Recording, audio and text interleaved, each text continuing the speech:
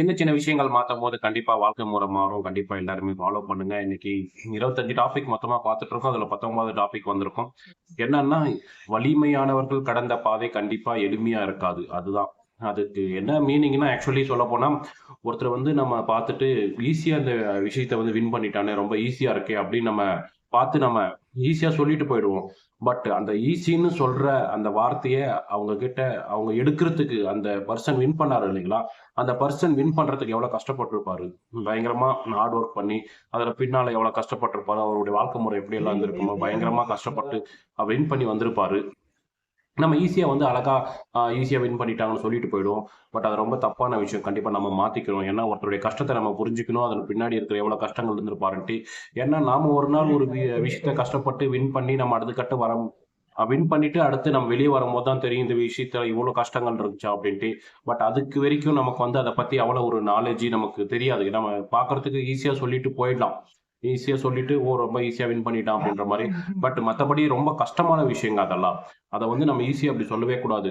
அதாவது எத்தனையோ பேர் வாழ்க்கையில ஒண்ணுமே இல்லாம அடுத்தடுத்த கட்டத்துக்கு போயி பெரிய விஷயங்கள் சாதிச்சிருப்பாங்க. பட் நாம சொல்லிருவோம், அவங்க அப்பா, அம்மா சொத்து சேர்த்து வச்சாங்க. அவங்க பயங்கரமா எல்லாம் பண்ணி வச்சதுனால தான் அவங்க ஈஸியா வின் பண்ணிட்டாங்க. அப்படின்னு நம்ம ஈஸியா வந்து சொல்லிட்டு போயிடுவோம். பட் ஆனா, உண்ம அது கிடையாது. அவங்க பின்புலத்துல எவ்வளோ கஷ்டங்கள் இருந்தது, எவ்வளோ ஒரு ஹார்ட் ஒர்க் பண்ணியிருப்பாங்க, எவ்வளோ ஒரு கேளிக்க, சும்மா விமர்சனம் அது மாரிலாம் வந்திருக்கும். அதெல்லாம் தாண்டி ஒரு விஷயத்துல ஹார்ட் ஒர்க் பண்ணி பயங்கரமா அத வந்து கஷ்டப்பட்டு வின் பண்ணி, நம்ம பார்க்கும்போது நமக்கு ஈஸியா தெரிஞ்சிருக்கும். பட் அது அப்படி கிடையவே கிடையாது.